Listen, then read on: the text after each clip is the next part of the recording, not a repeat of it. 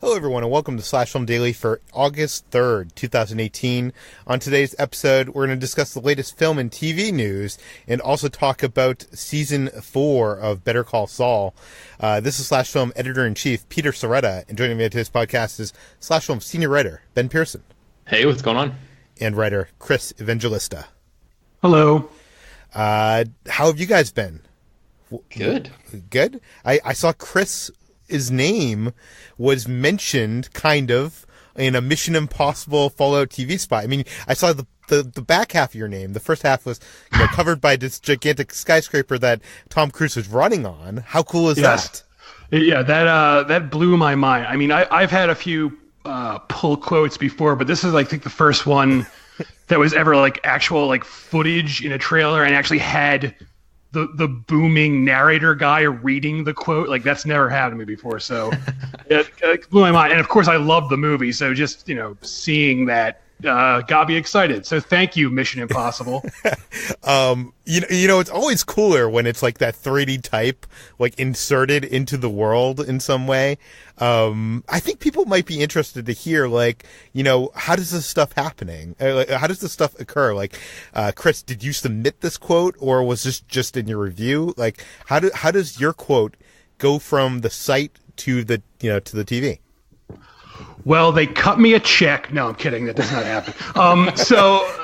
It varies. Every once in a while, a PR person will reach out to me and say, can we use this quote?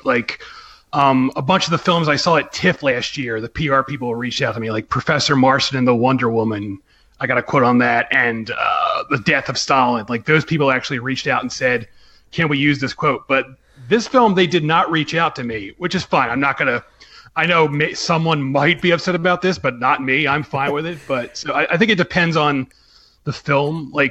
Those TIFF films, they were small independent films, so maybe they feel more concerned about permission. But Mission Impossible is this huge $1 million franchise, so they probably don't care about who they ask for permission from. So yeah, that's how it happens.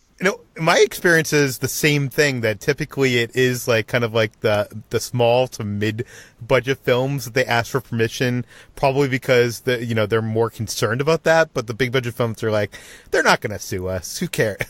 And also, sometimes they'll email us to ask permission if they want to shorten two different statements into kind of a what do you want to call that, a Franken sentence? Yeah.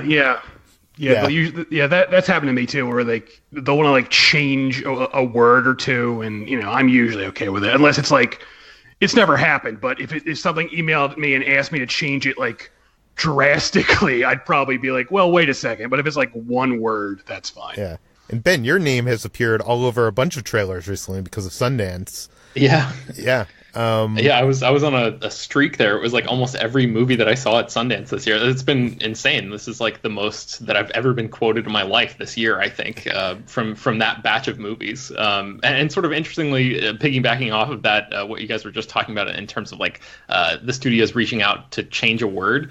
Earlier this year, I tweeted about Annihilation and said that it will be hailed as a masterpiece. And Paramount reached out and they were like, hey, can we cut off the "it will be hailed as" of your thing and just have you saying it's a masterpiece? And this was right after I saw the movie for the first time, and I was sort of still stunned by it and not quite sure what I felt about the movie overall. I was just I know that people are going to love this, but I'm not quite sure that I do yet. Yeah. And of course I do now, and it just took a little while for me to sort of wrap my brain around that movie. So I was yeah, I'm sorry, I can't. I'm not okay with that. Is that fine? And they're yeah, that's fine. We'll just keep it as is. But I think they were just it would be much more impactful for them if it could have just been a masterpiece. So yeah. And oftentimes these pull quotes that appear on the advertising come from they'll have a junket screening 2 or 3 weeks out from when the movie hits theaters, and it's usually that junket press that when press go to these junkets, which are held at hotels, there'll be a piece of paper there do you want to submit a quote to be potentially used in advertising? And a lot of the quotes come from that, some of which if you ever spent the time to like actually search some of these quotes that are in some of these TV ads. They don't exist online anywhere in any like, written form because, they were submitted from someone. They actually do exist as how that person from that outlet feels about the film, but they submitted it on a form at a junket. And lately also, I don't write a lot of reviews for the site outside of film festivals. I'll see one of those early junket screenings and I'll tweet about it, and we'll do those tweet roundups, those early buzz articles. And lately, studios have been kind of taking those quotes and attributing them to the site, and which I don't mind because I said it and I run /film. So it's fine. Yeah, so it's interesting. I think a lot of people out there, when they see these quotes, like when they see Chris's quote on the Mission Impossible TV spot, they do wonder, like, do they pay you? And they don't. We have made no money from any of these quotes. Yes, absolutely not. No. Yeah. Anyways, I just thought that was an interesting discussion that people would find fascinating. Let's jump into the news. Let's start out with the Grudge remake, which apparently might not happen. It might be cursed with a lawsuit. Chris, you wrote this up for the site. What do we know? Oh, yeah. So as you may or may not know, there's a whole slew of films centered around The Grudge. It started off with Ju-on, and then it became the Grudge remake. And, there's already been an American Grudge remake starring Sarah Michelle Gellar, and now they're making another one. This one is just called Grudge. They've dropped the because it's cleaner. And what's going on now is the producers of the original franchise, pretty much the producer of all the original films. His name is Takaichi. I'm sorry, I'm probably butchering that name, and I apologize. But he's produced all the original films, and he basically has a deal in his contract where he should be able to. He wants to be able to be listed as a producer on all future Grudge films, and for some reason, this Grudge remake has cut him out, and so now he's taking them to court basically to try and figure out why this happened. And it seems very strange because this seems like something that could have been very easily resolved with just like a conversation. But I guess for some reason, the people handling the new Grudge remake wanted to cut him out. And again, he's been involved with the franchise since the beginning. So it's a strange situation. And, hopefully it'll get... It should be mentioned that a lot of times with this kind of thing, I don't know about in this scenario, but when someone is giving that kind of legacy producer credit, like it's not like they're on the movie set producing the movie. It's kind of like a credit and a paycheck. Right, and that's really what this is too. Like, it's not even that he wants to actively be involved with the film. He just really just wants that credit, and I'm sure a check too. And again, this is his baby. He's been involved with it since the beginning, so it's very weird that they would just cut him out. And this seems like something that can get resolved quickly, but for now, there's a lawsuit, and we'll have to see what comes of it. If this lawsuit prevents us from getting another Grudge remake, are we worse because of it? Like, are we really losing something here? It's weird because, when they first announced this, I was like, ugh, I don't care. But the guy directing it, his name is Nicholas Pesci. He directed a film called The Eyes of My Mother, which is this indie horror film. And that's one of the creepiest horror movies I've ever seen. So the fact that he's directing this has me interested in it. But at the same time, this isn't like at the top of my must-see list. Yeah. Okay, let's move on to a movie called Meet Jimmy, which I guess is Paramount has greenlit, and it's a horror film about a killer podcast. Ben, tell us about it.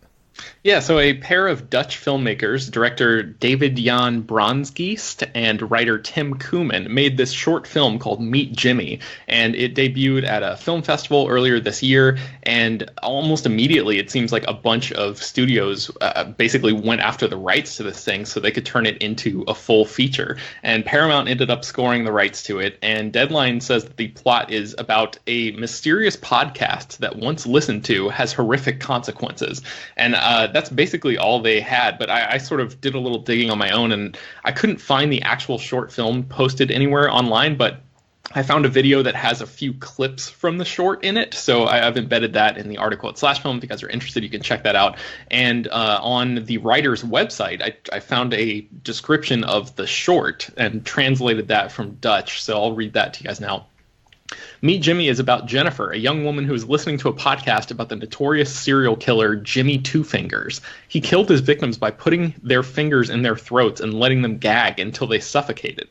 Despite the warning at the beginning of the episode, she turns on the podcast while she's waiting for her laundry in a laundromat. Slowly, she gets the idea that Jimmy knows that she is listening and that he has influence on the environment in which she finds herself. So it sounds like sort of a creepy, and you know, looking at a couple of the clips that I found embedded in this video, it's basically like this girl is in a laundromat listening to this podcast, and the serial killer that she's listening to this show about ends up coming after her. So it's not necessarily that the podcast itself, that becomes sentient and somehow kills her, although that would be a pretty amazing twist. So it's more of a warning, like she learned about this and then she kind of sees it coming. I think she slowly realizes that, it's that like the killer's inside the house, basically. Like it's one of those kinds of situations, and it's sort of being compared to The Ring a little bit, and I can see why. The imagery in the short. There's a shot where the girl opens up her laundry machine and pulls out a bunch of slick black hair that looks very much like the hair in The Ring. So Paramount apparently is looking at this as a potential franchise starter, and it would be the latest in a long line of short films that received the full feature treatment horror movies. Like Lights Out and The Babadook and Mama and Oculus. All of those started as short films. So this one sounds kind of interesting. If you had told me 5 years ago that Hollywood would be adapting podcasts into movies and they would have movies about podcasts, I would have not believed you. But like this movie seems so in the now, and I almost wonder, like, if this does end up getting made, in 10 years, will people even know what a podcast is? Like, will this even be relevant, or will it be like, one of those, will we look back on it and it's like one of those movies from like the 80s where they have like one of those, huge cell phones? Do you know what I mean? Like, yeah. I think they've been around. The medium has been around for long enough now, and it doesn't show any sign of slowing down. So I think podcasts are probably here to stay. So at least, if nothing else, it'll be an interesting snapshot into this era. Hopefully, Ben, or we're doing this for nothing. So, okay, let's move on to Star Wars Episode 9. Apparently, a couple days ago, we learned that the Episode 9 would be using footage of Carrie Fisher from Star Wars The Force Awakens, unused footage. And now we have learned that they might also utilize footage from Last Jedi. Chris, you wrote this up for the site. Tell us about it. Yes, as you said, Peter, the initial announcement only mentioned The Force Awakens, but now, I'll preface this by saying this is not 100% confirmed. It's coming from a source of another source. It's like coming not even secondhand, but thirdhand. So, a reporter was on the Star Wars Newsnet podcast, and this reporter, who's from ABC News, he says he talked to Carrie Fisher's brother, Todd Fisher, and Todd Fisher told him that they're also going to use unused Last Jedi footage. Todd Fisher didn't, of course, specify what that footage might be, and we really have no idea how much footage there even is of Carrie Fisher that hasn't been used, but that's the... actually, Chris. But okay. I remember after Last Jedi hit theaters, Rian Johnson was asked about this, or specifically like, do they have any unused footage that could be used for Episode 9? And at the time, I remember him saying that there was very little, like minuscule footage that could be used. But that doesn't mean that this report is bunk. Like, he's talking about footage they shot for the actual film. And I theorized with you guys in the Slash Film Slack channel that maybe J.J. Abrams isn't just using, deleted scenes from Force Awakens and Last Jedi. Maybe, there was behind the scenes camera people on the set of both of those movies, shooting B-roll, shooting, Carrie Fisher in full costume, talking to other actors, interacting with other actors in costumes on sets and whatever. Maybe, and this sounds like the most J.J. Abrams thing ever, especially if you've seen, his TED Talk and just like the mind of J.J. Abrams. Maybe he is going to be using all that, including ADRing lines from Carrie Fisher from like, maybe even original trilogy in there, and using insert shots to like all combine into a way that it brings like some kind of, arc for her in this last film in the Skywalker saga. To me, that sounds like the most J.J. Abrams thing ever. But what do you guys think? Like, do you think like there's going to be more than a scene or two of Carrie Fisher? Like, I feel like I would be shocked if there really are, and if it, does give her some kind of significant arc in this final story. What are your thoughts? I was thinking, like 2 scenes and out, and there probably isn't enough footage there for them to make any sort of meaningful arc. But I do kind of like your idea, Peter. Maybe they could use B-roll footage to just have her in the background of other scenes, like wandering around, talking to people and stuff. So it's sort of like her presence would be felt a little bit, even if she's not, at the forefront of a scene. But I don't know, Chris, what do you think? Yeah, I really don't know. Before this was announced, I was, convinced she wouldn't even be in the movie. So now that, ever since this news broke, I've been very intrigued. I mean, I have faith in J.J. Abrams. I'm sure he'll figure out a way to make it work. And, I'm much happier they're going this way than, creating like a digital Carrie Fisher, because, I know they've done that before. They actually did it in Rogue One. At the end, there's a digital Carrie Fisher, and it looks really weird, and I don't like it. And I feel like if they had done that for this. I think they've said that they aren't going to create a digital Carrie Fisher, even for like an insert shot or anything. Yeah, in the statement about this, J.J. Abrams flat out says, we're not doing a digital version, and I'm happy they're not doing that, because I just think it would be weird and kind of distasteful. So if they have to have her in the film, this is the best way to do it.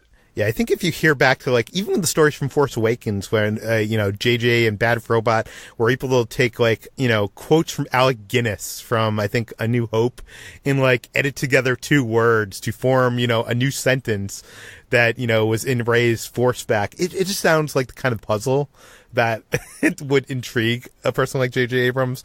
And I also, since thinking about the B-roll footage, it doesn't have to be like, that Resistance base that she was shooting her scenes in Force Awakens. They could CG the background.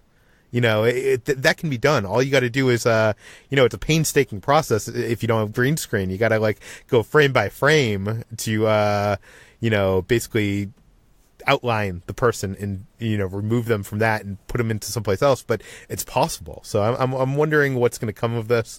But let's move on to the TCAs. There's some news out of the TCAs about Fargo season 4, which is very intriguing. Apparently, it's going to star Chris Rock and be set in the 1950s in Kansas City. Ben, what do we know? Yeah, so the official synopsis for season 4 of Fargo was released from FX this morning, and I'll just read you guys a condensed version of it.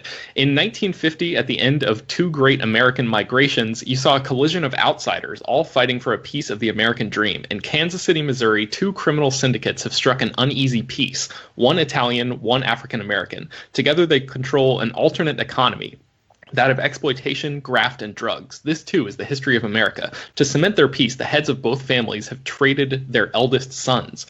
Chris Rock plays the head of one family, a man who, in order to prosper, has surrendered his oldest boy to his enemy, and who must in turn raise his son's enemy as...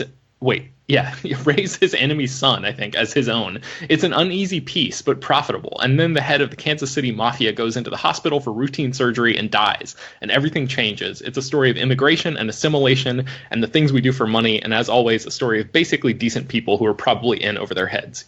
Fargo. So that's the official synopsis. This sounds pretty great. I mean, Fargo is one of my favorite shows on TV. It's always, gorgeously shot and has a fantastic cast of actors. And Chris Rock being added to this cast as one of the leads is like I never would have imagined that he would have been a part of the show. I'm very curious to see like what kind of accent he he has, if any. And I'm very stoked about this. Peter, I know you're a big fan of the show too, right? Yeah, I'm also a big fan of the show. I do think I do have a very I hold season 1 in very high esteem. I did like the last 2 seasons, but not as much, even though they were great. And this show seems to be evolving in such a weird and crazy way. I guess much like this show. Chris, you're also a fan of Fargo, right? I'm somewhere in the middle. I think it's the acting is great, the direction is great, but what bugs me is that it's like a Coen Brothers greatest hits thing where they're constantly referencing Coen Brothers films, and it just makes me wish I were just watching a Coen Brothers film. So it's sort of like it irks me ever so slightly. I can see that. I can totally see that. But it's going to be interesting with Chris Rock. I can't wait to see the trailer and see what this is about and learn more. But let's move on to another story, which we talked about, I think, last week.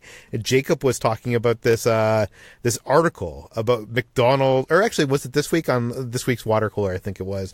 McDonald's Monopoly Fraud story. It was in what he was reading. And now it has been optioned by Hollywood, by Ben Affleck and Matt Damon and the writers of Deadpool. Chris, tell us about it. So this article, it appeared in the Daily Beast, and if you haven't read it yet, I highly recommend it because it's a great article. It's like mind-blowing and entertaining and shocking. And as I was reading it, my immediate thought was like, oh boy, this would make a great movie. And literally like less than a week later, here we are. It's officially being made a movie. Apparently Fox won a big... When you were thinking about that, when you were imagining this would make a great movie, were you like, this would make a great movie written by the Deadpool guys, directed by Ben Affleck, starring Matt Damon? Absolutely not. I'm excited to see this movie, but I don't know if this is the right team for this. Like, as I was reading it, I was like, oh, this would be an amazing Martin Scorsese movie, because it's pretty much the Wolf of Wall Street, but with McDonald's Monopoly. And, obviously Martin Scorsese is very busy doing a million other things, so that probably wasn't going to happen. But Matt Damon is going to star in it, Ben Affleck is going to direct it, and the writers of Deadpool are writing it. And, I won't recap the story because it's very complicated, but it basically boils down to the guy who is in charge of security for the McDonald's Monopoly game pieces literally had this multiple year scam where he would steal winning pieces for the money, not the free burgers, but the money winning pieces. And he would, have a deal with his friends and family where they would turn it in for the winnings and then they would split the winnings with him. And he did this for many, many years before the FBI basically caught him. And, it's a great story. It will make a great movie, I think, but I don't know how I feel about this team behind it. I don't dislike Ben Affleck as a director. I like some of his movies. I thought Gone Baby Gone was really good. I liked The Town, but it's a weird team. I don't know how it's going to turn out. I really like Ben Affleck as a director, and I think he is better when he's directing and he's not in the movie.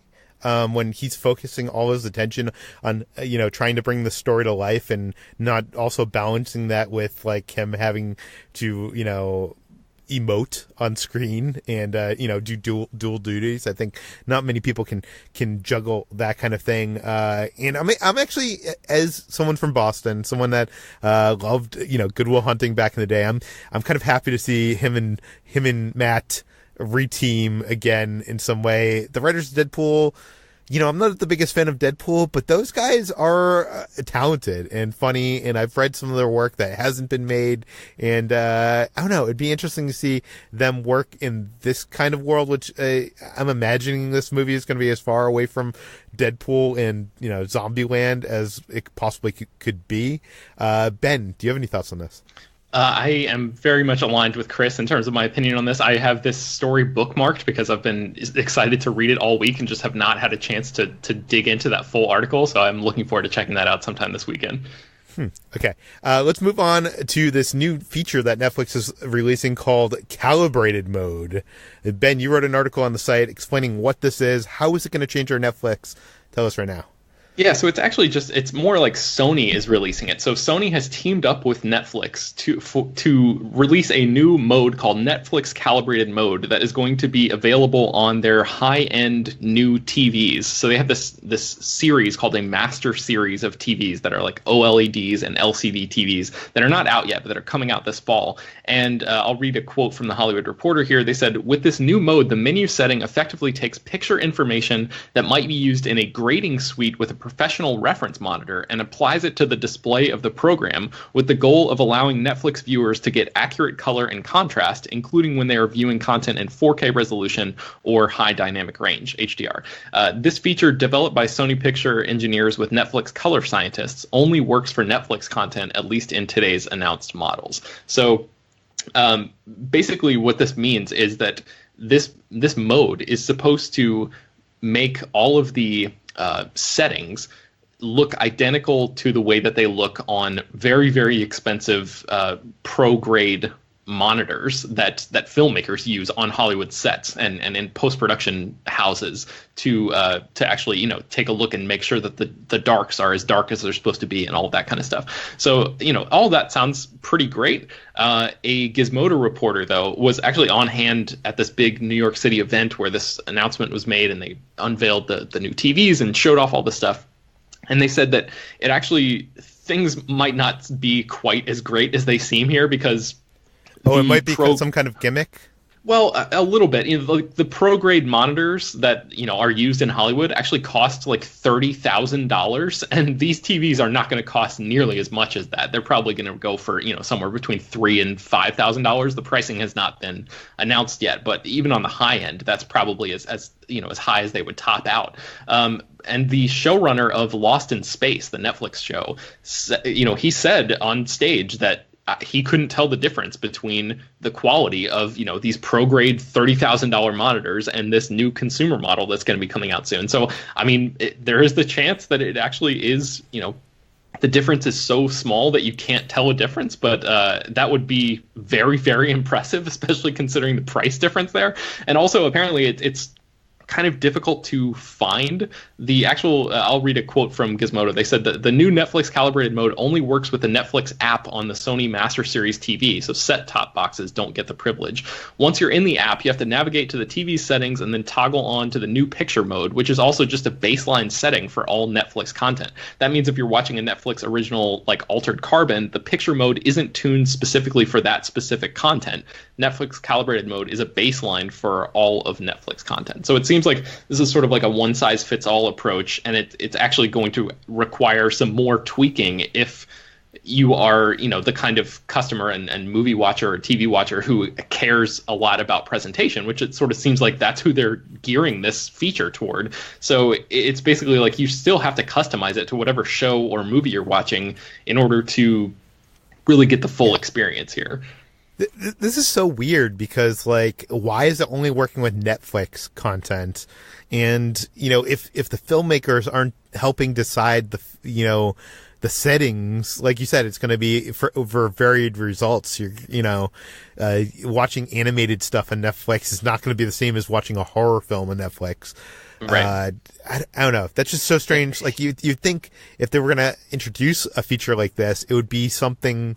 Like, I remember on DVDs, I don't think they do it anymore. Maybe Chris can correct me if I'm wrong, but some DVDs had like this THX certification where you could go in and the filmmakers involved actually would put the settings. So you could change your TV settings to perfectly fit up with what their view of the movie is, so you could watch it in that way. Chris, do they still do that sometimes? No, they do not. That's not a. I mean, like Criterion will be the Criterion releases are supervised by the director, so there is that. But yeah. But even those, like, you had to spend 20 minutes setting up these settings. Like, if there was something like what I thought this Netflix thing was going to be, where it automatically changed the settings on your TV per the content you're watching it to be the optimal viewing according to the filmmakers, that would have been incredible. This to me does not sound as incredible. Chris, you watch, a lot of streaming. and physical media. What do you think? I mean, I don't want to be too dismissive, but this sounds like I don't want to say scam, but it sounds like a gimmick just to bilk people out of their hard-earned money. And I feel like the common viewer isn't really going to notice a difference, but I could be wrong. We have one last final story before we get to our feature presentation, and that is that Sony is expanding their Spider-Verse, and they've hired a writer for their Kraven the Hunter movie. Chris, you wrote this up for the site. What do we know? Yes, so much like Venom, Kraven the Hunter is a Spider-Man villain, and now he's getting his own movie as part of Sony's confusing Spider-Verse, which is separate from, the MCU Spider-Man with Tom Holland, but it also has its own spider characters. And it's also separate from the, what was that, Enter the Spider-Verse animated series or animated movie? It's hard to tell at this point. I feel they're all labeled Spider-Verse, but that Enter the Spider-Verse movie is set in a completely different dimension, so that doesn't really fit with this. I don't know what the hell they're doing over there, but they're doing something, and they're making a Kraven movie, and they've hired Richard Wenk, who wrote Equalizer 2, to write the script. So they're hiring some quality people. I mean, people have been craving the Kraven the Hunter movie. No, okay. I don't know who even wants this movie. Like, I mean, I get Venom. I get, Venom was a popular character in the comic books, and like he even had his own kind of series that was very well selling at some point. I think maybe in the 90s, early 2000s. But I don't know anybody that walks around with Kraven the Hunter on their T-shirt. Like, is there anybody dying to see this story on the big screen? I don't know what you're talking about, Peter. My entire closet is full of Kraven the Hunter T-shirts. So. No, I remember this character from the Spider-Man animated series in the 1990s, and I always thought he was like one of the worst villains on that show. And I have not really read a lot of Spider-Man in recent years, the comics in recent years. So I don't know if maybe Jacob is always talking about when he's on talking about like. Characters that have gotten revamped in recent years and given a whole new lease on life and different creative people have come in and sort of reconceptualized a lot of these characters. I'm not sure if anything like that has happened with Kraven. If there has been, maybe people can write us in and write in and let us know. But and maybe there might be something more to him than appears, than initially appears. But yeah, this seems like such a strange project to me. If I was a conspiracy theorist, if I had a YouTube channel called Info or Movie Wars or whatever, I don't know, I might theorize that Sony is creating all these Spider-Verse movies in an attempt to try to get more money from Marvel and Disney from potentially hurting their brand, and Marvel and Disney being like, okay, all right, we're gonna pay some outrageous amount to buy back the rights to the Spider-Verse from you guys. So you're this conspiracy that you don't really believe, but one that you're putting forward anyway here in a joking manner, yes, is that they're purposefully making terrible decisions and thereby making awful movies just to play the long game and get more money. Is that right? I mean, it is all about the money, Ben. I mean, if you think about it, right? Like, it makes sense. All right. Okay, it doesn't make sense. I'm sorry. Okay, Ben, I'm going to leave you here because you have not watched Better Call Saul. So where can people find more of your work online?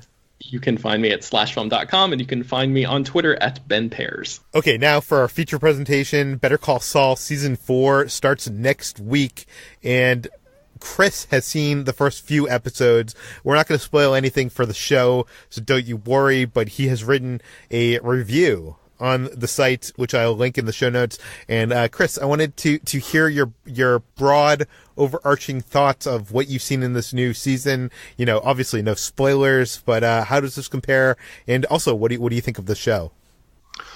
So I know this is a controversial opinion for some people, but I love Better Call Saul so much that I actually think it's surpassed Breaking Bad. I think it's a better show than Breaking Bad. I don't think Breaking Bad is bad, of course. Breaking Bad is a great show, but this show has sort of like evolved into something completely different. I mean, even when they first announced the show, I was like, ugh, what a stupid idea. But it actually has turned out to be just this really intelligent, really emotional, surprising series. I mean, I thought it was going to be like a comedy, and it, even though it has comedic elements, it's turned into like, a very serious sort of show, and I love it. Let me interject here for a second. I know this opinion is controversial. Because it's also my opinion. I've said this to many people, and many people that gave up on Better Call Saul in like the first season, like they give me a look of like, that can't be the case. Like, you're insane. But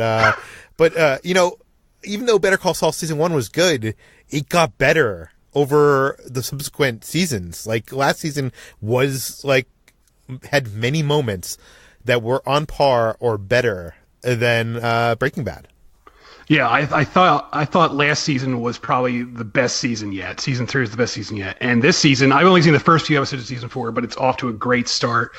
The show, as it goes along, its very nature is about just things falling apart. Because at the start of the season, we meet Jimmy McGill, who's the character who will eventually become Saul Goodman, the sleazy lawyer from Breaking Bad. And when the show starts, Jimmy is he's a likable guy. I mean, he does bad things, but you're rooting for him because you can see he wants to do the right thing. And season by season, he gets closer and closer to becoming Saul Goodman. And this season is probably like the closest he's ever been yet. Like, pretty much, I'm pretty sure by the time this season ends, he's just going to be full on Saul Goodman, because at the start of the season, without giving away spoilers, you just see how far gone he is as a character. He's no longer really even concerned with trying to do the right thing anymore. He's pretty much all in on being a criminal. So again, I don't want to give away spoilers, but Bob Odenkirk continues to be great. Everyone on the show is phenomenal. Rhea Seehorn, who plays Kim Wexler, is my favorite. That's my favorite character in the show, my favorite performance in the show, and she is as phenomenal as usual. I was going to ask you, as the series goes along, I almost feel that the creators are kind of throwing us more connections to Breaking Bad and more Easter eggs and characters and such, and it almost seems... Honestly, it's probably the thing I don't like about the show the most, because it almost seems like a desperate play to try to win over some of those Breaking Bad fans that have not kind of given the show a chance. They're trying to get those viewers. I'm wondering, like, how does this season compare? Like, is it filled with those kind of nods and references, or... I mean, I'll say I'm right there with you. Every time there's a new season of this show, almost all the press surrounding it is... how many Breaking Bad connections are going to be in this season? And it drives me nuts because, again, I love Breaking Bad, but the sooner this show catches up with Breaking Bad, the sooner it's going to end. And I'm in no rush to see it end. I want it to last as long as it can. That said, there are plenty of Breaking Bad stuff this season. Again, I'm not going to give anything away, but there's at least one character from Breaking Bad who shows up this season. It's not Walter White, it's not Jesse Pinkman. Vince Gilligan, the creator of the show, has already said neither of those characters is showing up this season, so don't be looking out for them. But you will see other Breaking Bad characters this season. You did say that, like, when it catches up to the events of Breaking Bad, that this show will come to an end. Do you honestly believe that, or do you think there's a way that you could continue the show, that we could do the time jump to Jimmy at the Cinnabon?